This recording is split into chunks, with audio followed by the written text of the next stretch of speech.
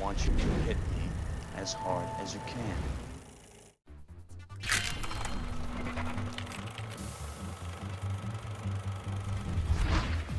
Hey everyone, I'm Tom Barilli, and this is the JoBlo Movie Network's Easter Egg Countdown.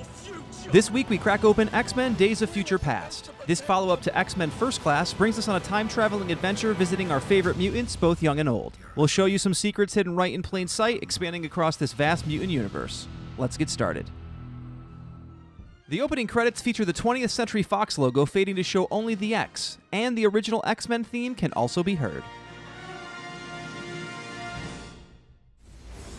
An older version of Ink can be seen in the internment camp scenes.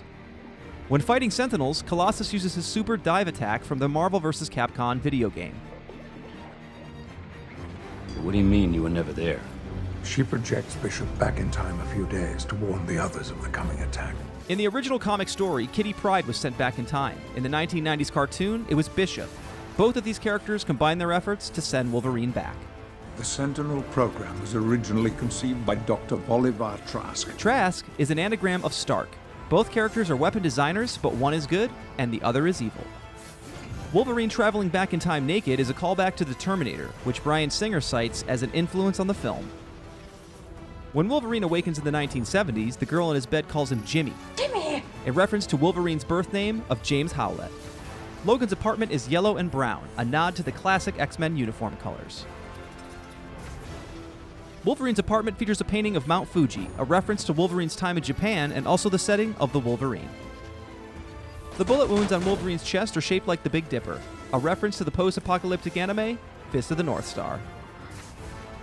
It's a dissertation written by a mutant at Oxford University. The dissertation Trask reads to the Senate was written by Charles Xavier. Len Wein, creator of Wolverine, and Days of Future Past writer Chris Claremont cameo as U.S. senators. When Mystique rescues the soldiers, her name tag says Sanders, and she's a colonel. Get it? The hedge in front of Xavier's mansion is shaped like an X. The mansion staircase is also shaped like an X. Professor X telling Wolverine to go fuck off is a response to Wolverine's scene in X-Men First Class. Excuse me, I'm Eric Lensher. Charles Xavier. Go fuck yourself. The Pentagon kitchen creates an X on the floor. When Magneto tells Quicksilver, I don't know karate, but I know crazy. This is a quote from James Brown's song, The Payback. I don't know karate, but I know crazy.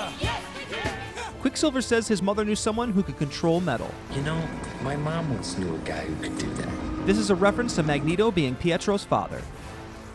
When Mystique infiltrates Trask's meeting regarding the Sentinel program, Trask enters through a painting of Liberty leading the people, a reference to Mystique leading the mutant revolution.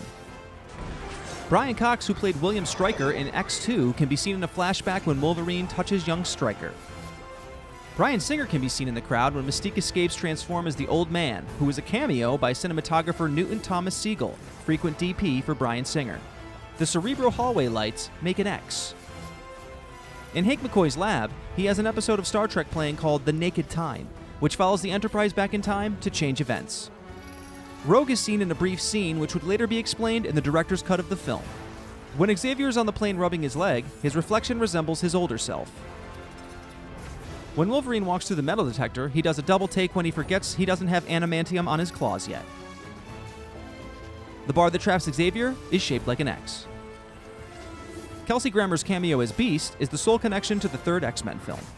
Jean Grey and Cyclops return after dying in X-Men The Last Stand. Post-credits Apocalypse teaser includes 4 Horsemen, a reference to X-Men Apocalypse. And that's all for this installment of the JoBlo Movie Network Easter Egg Countdown. If you caught any Easter eggs we didn't, make sure to leave them in the comments and don't forget to subscribe. For the JoBlo Movie Network, I'm Tom Barilli.